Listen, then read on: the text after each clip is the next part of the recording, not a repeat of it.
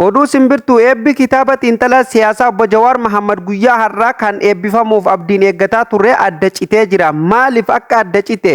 Yoom eebbifama? Rakkoon uumamte maali kan eebba guyyaa har'aa oolche kan jedhu bal'inaanin isinitti hima. Waan irraa dhaga'ee fi akkasumallee waan irraa hubadheerra. Akkasumallee yoomitti dabarfamee rakkootu uumame moo maali kan jedhullee waan keessa jira hundaayyuu isinitti hima jechuudha daawwattoota kiyya. Akkam jirtu daawwattootaaf kabajamtoota Oromaan. Bagarra deebiin gara chaanala keenyaa dhuftan namoonni haaraa subscribe godhu hin dagatin akkasumallee viidiyoo laayikii godha waan viidiyoo irraa isinitti mul'ate yaada keessan komentii jalatti barreessuu hin dagatinaan isiniin jedha daawwattoota kiyya. Egaan daawwattoota kiyya akkuma beekamu biyya ollaa Itoophiyaa kan taate Keeniyaa magaalaa guddittii biyyattii Naayiroobii keessatti jechuudha iddoo KICCtti kan eebbifamuuf ture kitaabni hayyu duree xiinxalaa siyaasaa obbo Jawaar Mohammediin barreeffame jechuudha guyyaa har'aa guyyaa kamisaa ture jechuudha garuu adda citee jira. Sababni kitaabni eebbi kitaaba isaa adda citeef daawwattoota kiyya namoonni baay'een rakkootu uumame moo maali jedhee kan yaada keessa galtan hin dhabamtan jechuudha hedduutu jira namni waan namni barreessaa jiru ilaalaan jira jechuudha heddumina namaati jechuudha. Walumaa galatti akka jedhamaa jirutti gaanulleen qaamaan achi hin dhaqne namni garuu qaamaan naannoo san jiruuf akkasumallee itti dhiyeenya qabu akka nuuf ibsanitti jechuudha. Namoonni kitaaba obbo Jawaar Mohaammed kana eebbisuuf gara Naayiroobitti imalan garmalee baay'aturraa jechuudha. Iddoon yeroo duraa qaban baay'ee xiqqoo dhiphoo waan taateef jechuudha namoota akka hin geenye waan hubataniif akkasumallee haala nageenyatiif baay'ee mijataa waan hin taaneef iddoo biratti jijjiiramee jedhamaa jira jechuudha. Fakkeenyaaf iddoon duraan itti eebbisuuf deeman suni xinnoo ni dhiphattee jedhan jechuudha. Namni garmalee akkuma sooshaal miidiyaa kanarratti argaa jirtan kanatti kan lafarratti argamu kana daranii jedhan dhugaa rabbiyaan ijoollee gara Naayiroobii jirtu kan itti dhiyeenyan jirtu keessa qoradhee adda baafadhee jechuudha. Namni akkuma biyyee kanatti bu'ee asii bahee achii bahee jechuun osoo guyyaan eebbatu hin gahin jechuudha. Magaalaan sun guutuun inumaa bakka ilmuma namaa waa'ee kitaaba hin gaabbuu kana malee bakka namni waan dubbatu hin jiru jechuudha. Kanaafuu kitaabni obbo Jawaar Mohaammed akkuma abdiin eegamaa turetti jechuudha bakka yaadame olitti osoo guyyaanuu za'aanuu hin gahin jechuudha. Kan ajaa'ibaa kan dinqii ta'e akkasumatti bakka galmi qaban xiqqaa waan ta'eef jechuudha gara galma biratti dabarsan iddoo biratti jechuudha. Ammaaf iddoon sun ifa taatee jettanii gaafii akka isinitti hin uumne iddoon itti guyyaa san eebbi kitaabni itti eebbifamulleen ifa hin taane guyyaan sunilleen ifa hin taane amma jechuudha ammaaf maaliif garuu akka jedhamaa jirutti yeroo galmi qabamee galmi nama kanaaf ni ga'a jedhamee yaadamu galmi guddaan iddoon guddoon qabamte akkasumallee haalli nageenyaatiin kan eegamaa ta'e jechuudha iddoon suni qophaa'etti ifa ni godhama gara peejii feesbuuka xiinxalaa siyaasaa obbo Jawaar Mohammediin jechuudha ifa ni godhamaa jechuudha ni beeksifamaa jechuudha nulleen kallattiin kan isin biraan geenyu ta'a jechuudha garuu guyyaan isaa guyyaa kana guyyaa sanii har'a boru kan jedhu waan hanga ammatti ifoomse hin qabu jechuudha walumaanuu kan eegnu ta'a jechuudha gara fuulduratti jechuudha daawwattoota kiyya.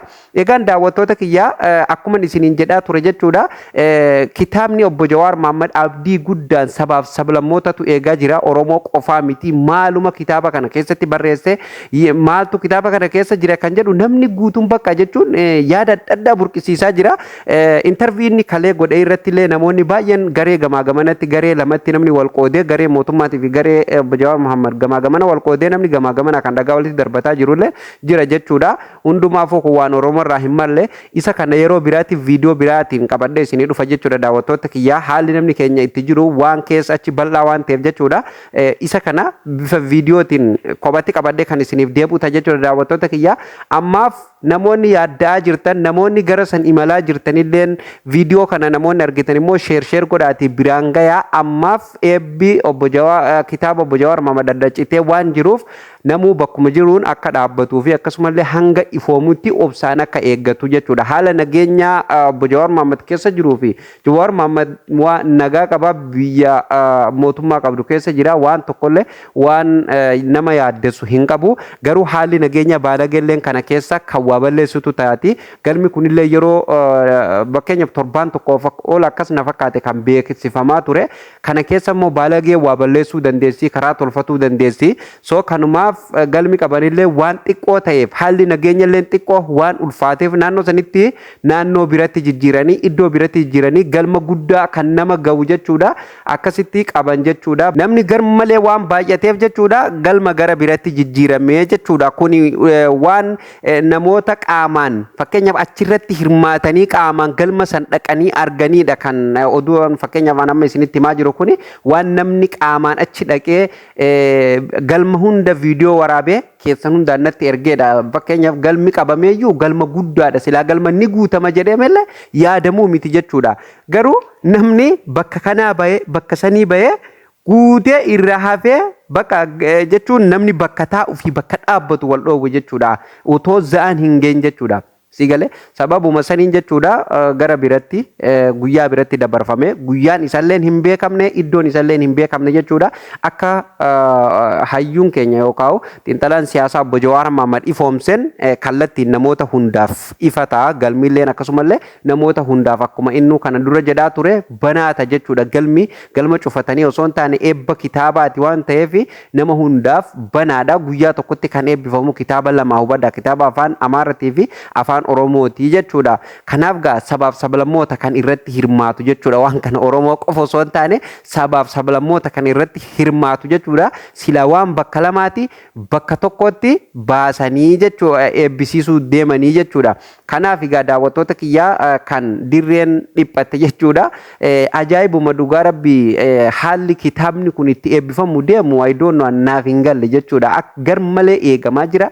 Akkasumallee garmalee bakka namni dinqisiifataa jira. Kan balaaleffatus hin dhabamu beeka kana keessa. Silaafuu balaaleffannaa yoon jiraanne inuu mi'aawuu beeka eebbisuunillee nama waa balaaleffatuu fi nama waa arrabsullee hin jibbina. Maaliif namni faallaa kan kee deemu yoo jiraate malee wanni ati daladdu sunis siif hin mi'ootu. Akkasumallee maqaan kee sunis jechuun ni jiraami. Namni faallaa kan kee namni deemu jiraatuu qabaa jechuudha. Kan arrabsuus kan qeequs jiraatuu qaba. Namni kan qeequs haa qeequ maaf qeeqen jedhedha. Mirga isaati jechuudha qeequ. Akkuma obbo Jawaar Mohaammed jedhe namni waan fedhe dubbatuuf mirga qaba. Waan fedhe deeggaruuf mirga qaba. Waan fedhe qeequlleef mirga qaba. Kara seera qabeessaatiin jechuudha. Hanga qaama nama sanii hin tuqinii fi hanga akkasumallee qabeenya nama sanii hin tuqiniitti jechuudha.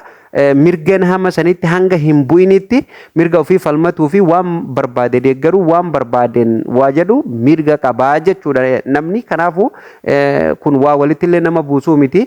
Akkuma reefu isiniin jedhe namoonni gamaa gamanatti wal qoodee jechuudha. Erga inni intarviyu kalee godhe jechuudha bakka dhagaa walitti darbataa jira. Diinallee ofitti kofalchiisaa jira jechuudha ilmaan Oromooti. Kanaafuu isa kana bal'inaan kan irraa isiniif haasa'uta jechuudha. Daawwattoota kiyya har'aaf kana fakkaata. Sheer waliif godhaa. Wal biraan gaa nama hunda biraan gaya namoota gara san imalaa jirullee akka karatti hambiftanii yaani itti himtanii hubachiistanii yaani namoonni tokko tokko kitaaba kana abdiin eegaa jira waan ta'eef gaafa eebbisu nafte jedhan kan rifatullee hin dhabamu dhugaa rabbii namni akka lubbuu ofitti eegaa jira jechuudha. Maal akka ta'eef naaf hin galleeyyi.